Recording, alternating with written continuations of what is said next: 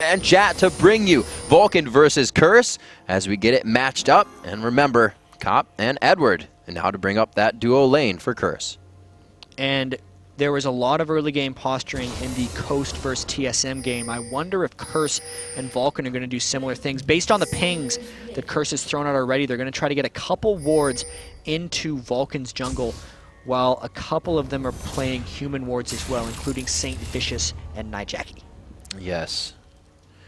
Double lift taking notes on where Saint Vicious is guarding the bush. That is definitely something that happened at the All-Star game when Dyrus was caught by the thresh hook over the wall. What people didn't realize is because Double Lift wasn't scouting Tri-Brush for him, but none of that is important for this game as Vulcan's trying to do that delayed and fade. Let's see what they do. They are just hanging on to the red brush right now. Saint Vicious is going to make his way all the way out, so they know they're invaded here. Vulcun has strength in the jungle. Looks like they'll be able to do what they want with this, but they may not stay to take anything. 3 wards placed in the red side jungle of Curse is a huge investment for Vulcun to go into. They really care about vision of that area. We'll see how it ends up playing out because they conceded vision of their own red jungle, and they're actually expecting something similar. These 3 early wards are the same wards that Korea plays down at All-Star games. Even the one over the double golem wall? To explore over golems. Is that Explorer? It's not Explorer, it's a real ward, but they usually use the Explorer there. All right, so they just wanted... I think that'll tell you earlier where the bottom lane is going to be going, right, so you can more adequately counter it if you're looking for or against a lane swap. Absolutely. Let's see what they try to continuously do. Looks like Saint heads over towards his red, and No. Yeah. Oh, that's not his red. That's the Vulcun red. That's the Vulcun red. All right, so Saint goes over to Vulcun red, I should say. I'm just kind of like scrolling the map, and I didn't realize it was on the other side. You're like, wait a minute. Go Riv. You shouldn't be there, Saint Vicious. What are you doing? And this will be interesting. I think they're just going to be ending up trading double buffs with each other. Since Vulcun has such control over Curse's red jungle, I feel like Curse is just conceding it. There's the 2v1 mid. Bloodwater and Zuna going to try to pressure that one down. We'll see what happens.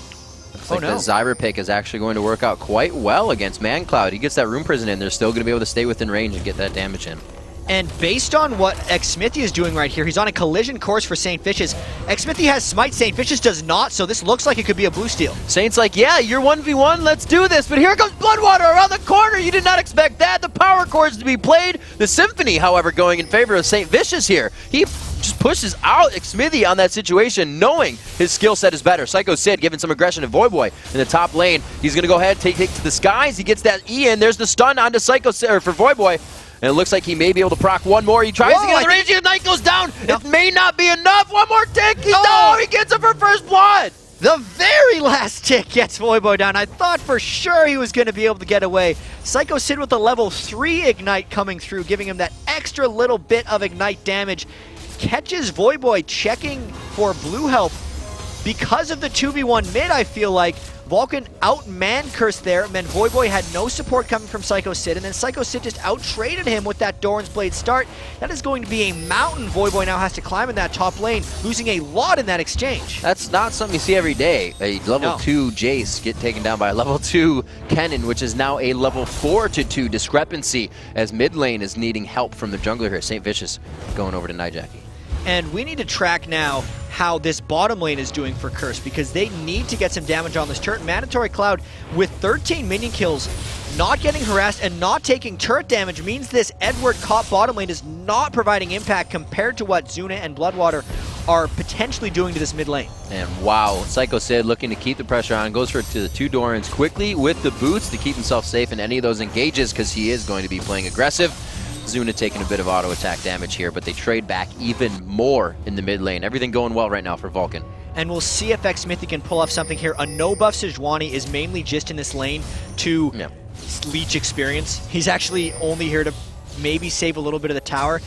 I don't think they could realistically go in for an aggressive fight, but I've been wrong before. There's a little there's a bit of safety. Whoa!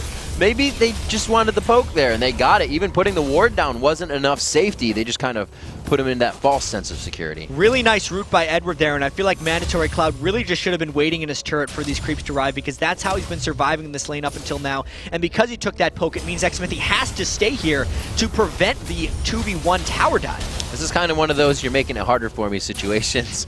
He's going to try to get himself into a good spot. And it looks like, wow, they're actually going to play this from Bloodwater. He makes the call for himself to go down, throw some sustain to the lane, and then he'll meet back up in mid. Might as well. It's a range and the bottom, and Zuna's doing completely fine in mid. Plus, Bloodwater wasn't really providing any extra harass onto Nijaki, so they're just transitioning to Caitlyn mid. I can see this working out. We'll have to see what they do. We have seen this happen, well, not happen before, but Caitlyn mid has been played before, I should say. 6 minutes into this one, we'll see how Curse reacts to this bit of a transition. It's going to be a dual lane in the bot now versus the duo lane with Zuna mid. Jackie trying to get some damage out, gets that auto attack. Zuna eats a turret. Looks like he may play this real safe and go back. And Zuna really wants to get that mid lane turret because I cannot stress enough how important it is to get that mid lane turret down. And even though, like, that's a very interesting choice by Bloodwater to go to the bottom lane at this juncture in the game, because if he stayed mid, I feel like Zuna and Bloodwater could get that turret on the next push, whereas now it's not nearly as guaranteed. I think that's why Xmithia is here, because they're trying to add extra presence, but I don't see them getting down this turret. Nijaki's able to keep those creeps low enough. They got that siege pressure from Jackie. He's easily just clearing that out with Prismatic Barrier on. Xmithia is looking to cause trouble, though, looking to find St. Vicious, so that will allow Zuna to be more aggressive in mid. And still no turrets necessarily pushed down. The lane phase was extended when Bloodwater decided to go bottom and essentially create standard lanes again, even though Ryze and Caitlyn are swapping like an AP duo for an AD duo lane. I figured that would have been a fast move for ManCloud to have Sona go down, or for Daydream, wow, Bloodwater to go down. We got it. There's a list in my name. I just had to find the right some one. roster swaps. It's understandable. So still staying here, both level 5. He is 33 to 41, so even as the mid laner, he's not grabbing up the CS that Lux is in that 1v1. Not necessarily, despite having the support helping him. I mean, 2v2 when you're constantly pushed is not as good as a 1v1 in the mid lane where they're still trying to get down that turret. And I feel like St. Vicious is just trying to brute force this one down. There's no wave clear on Ryze to be able to stop this. Chris getting his first turret. So that turret, actually quite big, is going to help a little bit with dragon pressure as well. If they can get damage down onto Zuna and Bloodwater even more. Zuna's actually quite hurt here in mid, so he may not be able to come down. He gets flashed on. He's going to live from this one, but that's going to be pressure and maybe what they need for dragon, but they're going back. Never mind. He was about one auto attack away from being able to take down there. Nijaki doing a admirable job holding that off, really pulling the lane almost back in his favor, only down about 16 minion kills to Zuna despite being 1v2 for quite a long time early on. And just the one turret for Curse trying to pull this one even. I need to keep track of that top lane though. See, Voyboy 6 to Psycho Sid 7. That's 50 to 64 in CS. So all things considered, that the kill there, it's only about 15 CS. So Jace is definitely going to have, I think, a bit bigger of an impact once we get to that late game point. And I really have to commend Voyboy here because we haven't been paying attention to this lane, but after he died at level 2, coming back level 2 to 1 mismatch, knowing he's going up against a double Thorn's Blade Psycho Sid on his return, and then keeping the minion kills close, not losing too much of his turret means he's been farming very well and smartly. That bottom turret being taken down, both teams backing, and Curse still finds themselves in the position to take Dragon. St. Vicious taking a lot of damage here. Laser goes out, they get a good proc onto Xmithia. That's the main initiation for them to get into this fight. Zuna just trying to throw out some damage. They get out of this one with a few scratches. Saint makes it out. The minions did end up taking the mid lane for Vulcun as well, but that fight was really prevented by Nijaki landing a great light binding onto Xmithia, and because Xmithia didn't have his Sejuani ultimate up quite yet to make a good initiation. If Jackie doesn't land that bind, I feel like Curse loses multiple people in a fight, but because he landed it, they got the dragon unharmed. Jace backing in the top lane. The tier stacked up, 192, still quite far away, and it actually just purchased up here at 9 minutes onto ManCloud. He's only got 24 on it, so they're looking to get that little bit of kind of extra gold as they charge it up for themselves, more so for ManCloud right now. That's blue control, though, for Vulcun. They've gotten their own blue and also curses. It means the Nijaki will not be able to super easily clear waves, and it means that since they had the blue control, Psycho Sid felt safe about farming this top lane a little while longer and was able to finish off that top turret. Vulcun finding a little bit of global pressure here onto Curse. At 10 minutes into the game, they find 2 turrets to the 1, but that's going to be top and mid. They have a lot more global pressure than Curse is finding with that bottom turret for the dual lanes now down. The global gold lead, only 600, so it's still within grasp of anybody here. As we look at the items, actually a fast pickaxe for Zuna here. And from a pacing perspective as well, this is a fair bit like the TSM versus Coast game we just saw. Substantially different picks, substantially different strategies, but not much fighting. These guys are still kind of feeling each other out. It's been a while since they've been in competition since the first season, and I think later on in the day or even later on in Super Week we'll start seeing the early game brawls because these guys are taking it pretty slow right now. And with Kennen with 2 Dorans works it pretty well on a turret, but you think with the amount of AP that they have, they wouldn't be hitting turrets as hard. You think the Jace, the Ez team coming in would be able to take it down, but Vulcan's found themselves more turrets so far. The lane pressure as well is being forced by Curse, but it has to be in the 2v1 lanes every time. The ultimate just missing, but it does force the barrier. A slight lack of coordination, actually. Once you land the light binding, you can kind of sync the Lux and Ezreal ultimates up if you want to, but because Kops was a little bit delayed, I feel like it allowed Bloodwater's heal to get in and give him the extra resist for that, but it still pushes Zuna back from the turret and allows Curse to get a bit of a siege on, but they decide to back away as well because they may have found a mandatory cloud. No. They're just disengaging all over the place. They did not. He floats away. Looks like he will be safe. And this is kind of what I was talking about just a second ago. Where is the Curse team that is going to drop the turrets with the AD that they have? Looks like they bring it to the table now, but they don't have the minion wave to continue. Mandatory Cloud walks back in from the side to get the side flank again, but he is seen by a pink ward. And to reiterate, this is a Curse poke composition. They do not necessarily want to take straight up 5v5s. They only want to fight if they get a Lux light binding that can kill someone, or if they diminish the enemy's health far enough down that they could get a safe initiation, because the champions that Curse has picked are not great in brawl scenarios. They definitely have to get damage down before fights start. Pretty low farm game for these teams. We've seen a lot of rotating going around. 70s for the mids after 12 minutes into the game. Usually you see it hovering around 100. Mandatory Cloud, good damage from each other on Comp and Man Cloud in the bottom lane. It looks like we're going to get St. Vicious coming up from the side here. He will be going down to the Man Cloud. The Rune Prison goes on to Cloud. He knows Cop can just get closer. Going to try to do the damage that he can put out before going down. But Cop able to pick himself up. The first kill for Curse. Yeah, Mandatory Cloud was already a little squishy. Once he gets Trundle ulted, his resist just gets shredded. And even though Cop just has that Lizard Elder, he fell real fast. Cop also picked up the blue buff off of that kill, so that will really help his blue Ezreal build as he continues on in this game. So we see somewhat of a mistake being made here. The pressure of Vulcan in middle was acted on by Curse. They knew that there was one alone. They took him out. If they keep doing that, they're definitely going to edge themselves way ahead of Vulcan. And Curse is a team to do that. Just patiently wait and take you out when you're at your weakest. And the first blood is a little bit forgotten at this point, since it is 2 turrets to 1 for Vulcan, but the Dragon went to Curse, and the gold is straight up even again. It's only that 22 minion kill advantage that Psycho Sid's put on Curse right now, and until Psycho Sid converts that to a bit of teamfight prowess, it doesn't really matter because Voyboy's poke is not hindered by getting that first death. Voyboy doing a very good job in that top lane. Like we said, he's still going to be that formidable opponent later. Hunting guys coming out onto Kennen. So even if this were to be that poke comp, he's not going for the Seeker's arm guard. They're going to have to throw themselves into the fight if they don't have Xmithie there for the initiation. And it's almost like the counter of Volibear as well. Lux is good against those gap-closing counters to start a fight. And we know that against Sejuani, highly mobile teams can do fairly well. Right. But also, for Sejuani, teams that can follow up on initiation are potent. So a lot of it just has to do with whether Vulcan chains their crowd control right when they're engaging on Curse, or whether Curse can stay kind of spread out enough while they're poking to not all get hit at once. I think those will be the key things in this game, since it is approaching Tower Siege teamfight mode while still quite close. All right, so 14 minutes in here, taking a look at the mini-map, the consideration in ward coverage. Looks like Vulcan is trying to keep themselves on entry exits. They do have that Wraith ward down just for a irregular ward to keep safety from any ganks towards the mid lane.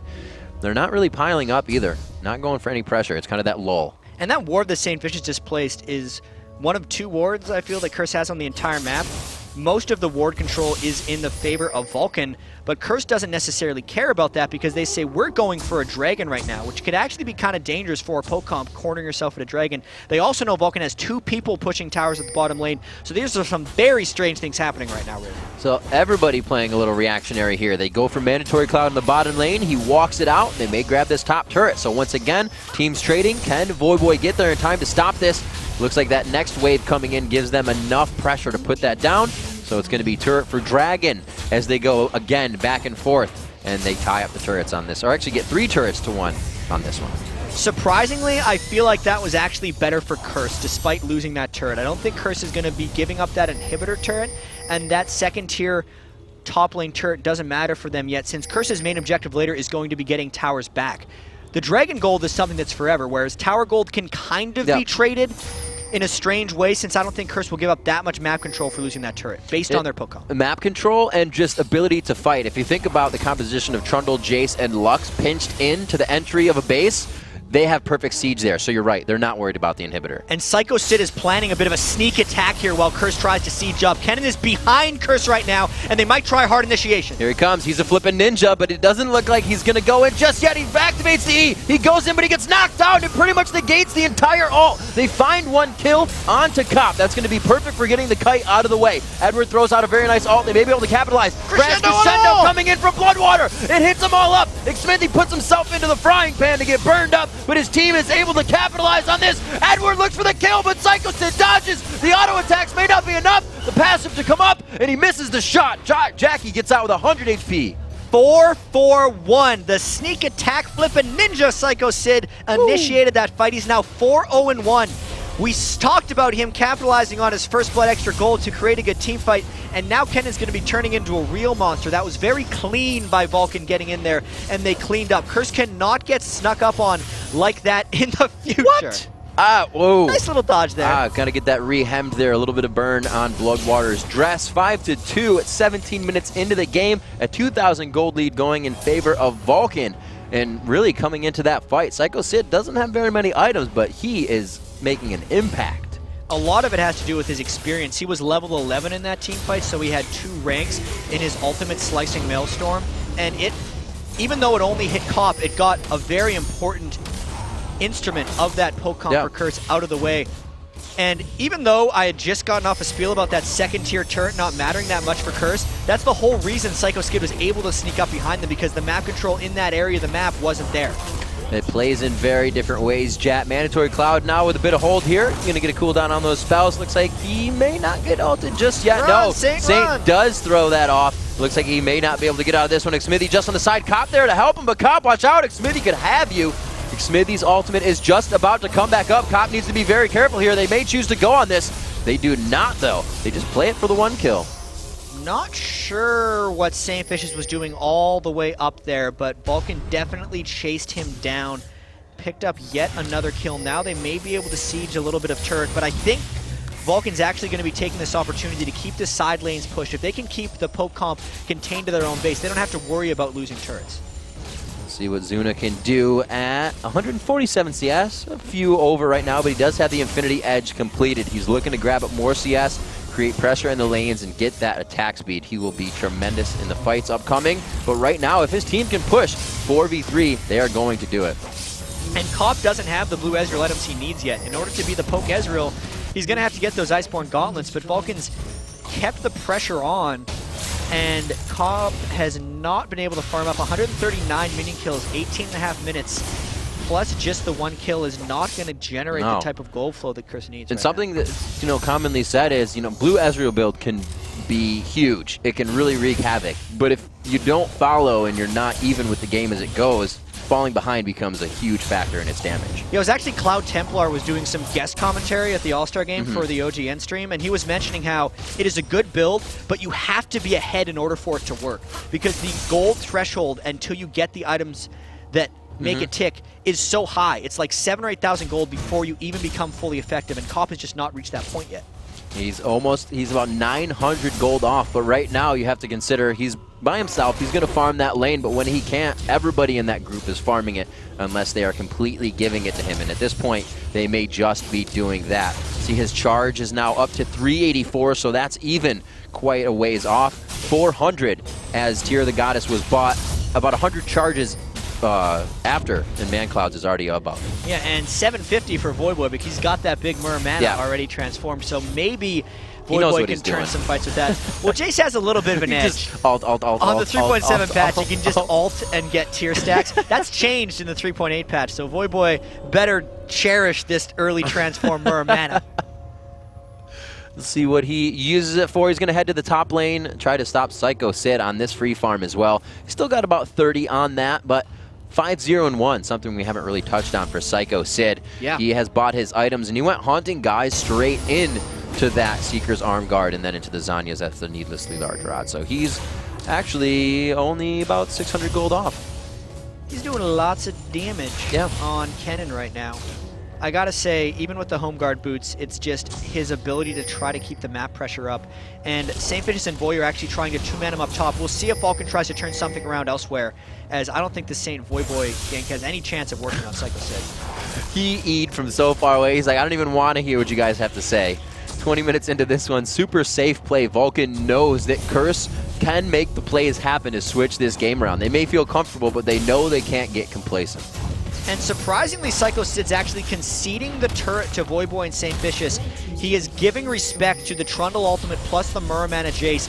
And it turns out that was probably a good play for Curse, but they're giving up a lot of turret damage down bottom as well. This is just a turret trade, so I don't know who to give that to. And with Kennen speed in mid lane too, he's going to be able to push that down. They're going to be able to just transfer over to mid lane, seeing those guys top. Maybe they'll back. Yeah, they're actually absolutely going to back.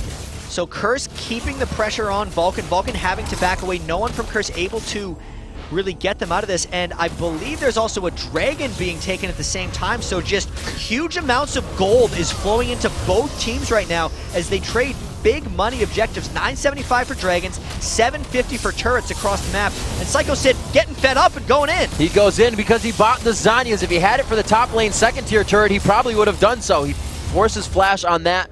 I think he potted up for that as well, but he used everything for that engagement. And the reason that a poke comp can be beat is by that flashing cannon. We were talking about that earlier, so it's all on Xmithy now for this next fight. And this actually tells me that Curse is going to go straight back to base and then go right up the mid lane because they don't have to worry about Psycho Sid's ultimate for another 80 seconds, the flash for another 5 minutes. This could be a point where Curse tries to pull themselves a little bit back in the game, being down 3,000 gold and really hoping Cop gets to that Iceborne Gauntlet fairly quickly.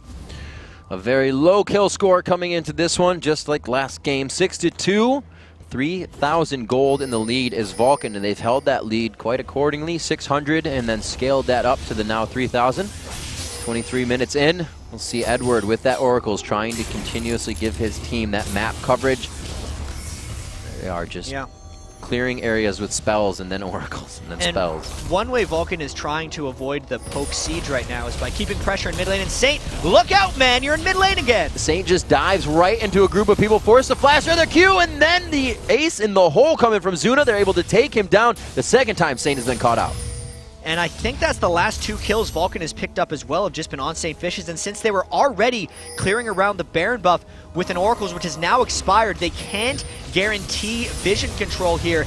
And no St. Vicious means no Smite Steal, but it could also be a 4v5. There's the initiation! They go in very hard. They get 3 with that. Can they get the Permafrost down? It's going to be a bit slow, but Nightjackie stays in. Cop gets the True Shot barrage from downtown, and it looks like that may turn the fight for them. Man Cloud low. Zuna can only take a few more shots, and it looks like they are forced back. The Baron has been stopped. Curse comes out on top of that one. What can they do with it? That was real scary for Vulcun. They walked straight into a perfect counter initiation. They lined up for Nightjackie, Edward, and Cop. Plus, I believe the Shock Blaster and Voyboy just about killed all of them at once. And that was without the Voyboy, so that is scary for Vulcun as far as poke comps and trying to initiate go in, because they can't do it in tight corners like that, even though they hadn't been poked down previously by Curse. You can see they're pinging this again. They have a highway of wards just curving around that entry for Baron, and then one for the blue entry as well. Cop going ahead, taking blue, taking that advantage away from Mandatory Cloud. He will not be able to machine gun Rise as well. We look around the board, not too many more buys have come in, so the fact that Vulcun is kind of stuck here means they're not really getting the income they were before, and they're going to have to make do with the items now as Curse is starting to ramp up. And something Curse did a tremendous job with last season was coming back in games. They were down in so many games, and they were able to stretch, and a lot of their identity was just that they stuck with games that could come back. They pick late game compositions and then transition well, and maybe they're doing this again in this one because it hasn't been looking good, even with the St. Vicious getting picked off a couple times. It was looking grimmer and grimmer, but that last fight turn has got to get Vulcun thinking. Like we said, Jack, Curse, more than happy to kind of leave that inhibitor turret up because of the siege protection they get from Jace, they get from Lux, being able to just pretty much have those two protect a turret versus any amount of champions.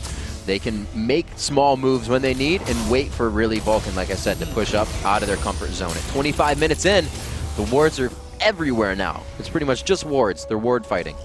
Yeah, and in that last 4v5 that Vulcun had as well, we do got to remember Psycho Sid's cannon ultimate wasn't there. So the most the most dangerous man on Vulcun right now couldn't even really participate in that fight, which is one of the reasons the 4v5 worked for Curse. There's a lot of posturing around that Baron, and Vulcan's got to be careful how much they get themselves caught in here or how much they try to poke around Baron, because a poke comp actually wants to get you trapped with your back against the wall so they can just poke, disengage, and it's what they're trying to do with this turret. Yet Psycho Sid, I swear this happened 10 minutes ago, is pushing that side lane, and they got to worry about him coming up from behind. So they may lose an inhibitor for a second-tier turret here. It looks like they're going to try to fight this, and you can see the siege clear is also good for siege pressure. They just wipe the minion waves out, try to get some damage on the turret. The next poke will be one to take down the turret, but it's going to be a possible trade as Kennen has good attack speed. And Curse has got to get back to base right now. This is a split push to counter the poke that Vulcun is trying to do. Psycho Sid is not stopping this push. That turret getting very low. Voyboy is the sole person going back to defend, and it means Vulcun has completely repelled that mid lane push. Psycho Sid getting out of that situation. He's got a shuriken prep to make sure it's a safe exit for himself. And Curse able to hold this off in mid as well. So the reactionary on that one is and didn't take down the mid turret. And Curse has to be very careful because they know what happens when Kennen sneaks through their own jungle. Curse has better ward coverage behind them. This time, it's strange to think they have to ward behind themselves to push mid lane, but that's what they're doing right now. And Voyboy also has to be careful since he's been soloed by Psycho Sid before. They have wards absolutely everywhere. It looks like they're going to once again catch that vision of Psycho Sid as he moves through, but the team is starting to pressure. They have to read this nice here. Catch. They telegraph this one in. It's going to be the light binding. Oh, just dodging. The gap closer is the gap escaper on that one for Sejuani, and Xmithy keeps himself alive. It looks like the turret will go down. St. Vicious and crew find themselves backing up here to pick up some experience in the jungle. And these poke games get a little bit tense from time to time because it's all about that one light binding. A really tiny one-man advantage could mean multiple turrets and maybe an inhibitor for Curse. There's a constant chess match going on right now between Psycho Sid and Voyboy trying to get split push in while the team isn't there. It's actually pretty good by Vulcun that they're keeping the main poker down, but they keep getting caught by those light bindings, and look at that poke, plus a ton of damage on the turret. Oh, Edward getting caught up. He gets permafrosted down. That's going to be Kennen flashing in. Psycho City waited 5 minutes, and he waited so long to do that. Oh, it's unfortunate that that happened just now. A great disengage from Curse. They did lose Edward, though. I think they're okay with that. Voyboy got a little bit caught out there, but as long as Vulcun can't re-engage, they can't re-engage based off all this poke that Curse is throwing at them. They got most of that turret, and the gold is looking closer and closer to even for Curse. And it's kind of like that, whoa, what just happened? And it was the point we were just talking about where there hasn't been the super amount of income. It's been a Giants belt, which means 1,000 gold has come in since that Zanyos was bought by Psycho Sid, which means the rest of the team has been feeling that. The Muramana has been finished on Ez. The Iceborne Gauntlet, last time we looked, that was just the Elder Lizard. These guys are now back in control. Plus, everyone on Curse had about 1,600 gold before this last shopping trip. So you look at the items they bought now, and they're really starting to power up. Voyboy's almost at that Bloodthirster. The Rabadon's death cap was completed for Nijaki. There's almost a Last Whisper on Cop, which is going to be huge for him. That's like the last big component for that Blue Ezreal build to really come into its own. And since the poke combos from Nijaki were almost killing before the death cap, and a huge amount of magic resistance has not been completed on Vulcun since that last moment, it could be scare moment time for Vulcun here and actually forcing Vulcun to make something happen. And Curse using everything they have under their belt to just push these lanes, make sure they have full control of every situation, even if only for a few seconds, to posture up and figure out what's going down. More wards being placed down in mid just for absolute vision. They want to know every step that's happening. And the folly that Curse cannot fall into here is if they corner themselves against Baron, that would allow Vulcun to initiate on them, and even though they have strong ward control over Baron, they can't go for that objective. Curse needs to continue doing what they're doing here, poking at a turret and disengaging if Vulcun tries to come for them. Psycho Sid forced the back now, coming in with his team on that home guard rush. Looks like he will just be on the backside, not doing too much. The Bulwark finished up onto St. Vicious is superbly going to help with the ultimate coming in from Kennen, slicing Maelstrom. looking out at other items, Rabadons and Athene, so Lux is just going full glass cannon this game. Jackie looking just throw out lasers all the time. And I think Curse is disengaging a little bit just to push out some of their lanes. Vulcun trying to stay a little bit grouped up, but you know, the turrets were like 6-4 or 6-3 a little while ago, and Curse has just taken turret after turret here. Vulcan's got to make their answer, and quickly, as they have an Oracle's on Bloodwater, and they're trying a hard push up mid here. While Curse is a little bit scattered, this might be a point where it has to work, but they can't get cut out like that! That's going to be 75% of the HP off of Bloodwater, but he says, I still have Crescendo. We may still be able to get engaged and get the bait off. Whoa, Nijackie going down in an instant. They're going to have this turret in their eyes. Xmithie quite tanky. Bloodwater again dodging by inches a true shot barrage. They're getting good heal on. He's back up to half HP. They're going to pressure. And they still have their main initiation ultimates. Here they go. There's a Crescendo going in. The slicing Maelstrom on 1-2, but he can't get out that much. He's slowed by the Iceborne Gauntlet. They try to get him for another kill. Xmithie goes down. Now they start to trade. The 1-for-1. Actually, Voyboy has gone down as well, so it's the 2-for-2. There goes Bloodwater. Bloodwater falls to the hands of Cobb, but Cobb goes down as well. Edward falls. It's only going to be Trundle, and St. Vicious goes down to the ground. The inhibitor's open for taking. Vulcun turns it for an ace. Cobb got a little bit too far ahead, going with a bit of naked aggression there. No real defensive capabilities. Zuna and Mandatory Cloud sliced through their backline and cleaned up the inhibitor after the ace. You have to consider how much pressure can you put on a fight when one of your biggest damage dealers just got obliterated. Nijackie didn't even get to see any more damage, and then Bloodwater didn't get hit after that initial burst. And we kept talking about trying to find that window, and while it seemed like a good idea for Nijackie to stop and land that full combo on Bloodwater for 75% of his health, it revealed his position, and Vulcun realized that Curse was already scattered, which I think allowed Mandatory Cloud to get the Flash Rune Prison is how that started, and just explode Nijackie, because there was nothing Curse could do to punish him for that move. Great play by Vulcun, and that's the move they kind of needed. Let's see if they can close from there. Quickly being bought up, the Spirit Visions coming into the hands of Mandatory Cloud. The Rylas now coming out onto Psycho Sid. His ultimate's going to be a bit more effective. As we said, this comp is a poke comp, but they also have really good disengage and movement from that Jace. As you need in the poke comps a lot of times. You can't just sit back and poke if you can't avoid someone from initiating on you. And that's what they haven't avoided the best here in this Vulcun game, seeing as they fell victim to 13 kills from Vulcun. There's the Sejuani ultimate, wide right. And that's a lot of initiation down for them as they try to force around this Baron. That is Vulcun. You can see tensions are running high. There was really nobody that can gap close besides Kennen along with Sejuani over a wall. That was still a very extended fight, and they could have still got out even with the hit on the ultimate. There's 80 seconds left on that Sejuani ultimate before it's back up again. I wonder if Curse is going to have a higher sense of confidence now that that's there, but they are down in the inhibitor, which means the side lane minions all have 100 extra health, and that is most important in that bottom lane where there are about 15 minions pushing. Curse is going to have to go back as Vulcun tries to stop them from doing so. A good poke going out. Not as much poke as you think you would really see from a Jace coming in here. He has the Brutalizer, but he does not have a Last Whisper on him, and it's really been a halt in items for everybody here. It's going to be about the fight and what they've so far brought to the table. 33 minutes in, a lot of positioning going on here. St. Vicious gets caught for a bit of damage. Shielded off by Nijackie as they just kind of go toe-to-toe here in middle. And Nijackie's a little bit low on mana if they're going to have an extended fight here. He's down to 300 mana of his 1,000. That's pretty much enough for one Lux combo, which would give Vulcun a lot of confidence to maybe go for a Baron here. An 8-0-3 Psycho Sid. It's unsure how he has not died yet. He's participated in quite a few. There's 11 participations by him, 13 kills. The True Shot Barrage goes out. Down. That is going to go down. There it is. It's going to be the takedown from Xmithie. Will they turn on the fight? They have great vision of what's going on, but the Oracles just keeping them safe. They knew they were standing in wards. They just had to keep distance. Really strong vision control from Vulcun there, and good skepticism by Curse as well. Like, that was just playing the game properly for Vulcun, knowing that Curse could not safely check those rushes coming through, and now knowing that Curse has to go back to base, they may take up a second inhibitor of the game. We only have 2 home guards being spit out here by Curse. He's going to be able to get Nijackie in there, but the binding goes on to minions. They just get a bit of siege clear there with the lasers, and it looks like they're going to start backing up here. St. Vicious and crew to guard the base. Looks like they're just taking a bit of poke here. It's not really doing too much damage, though.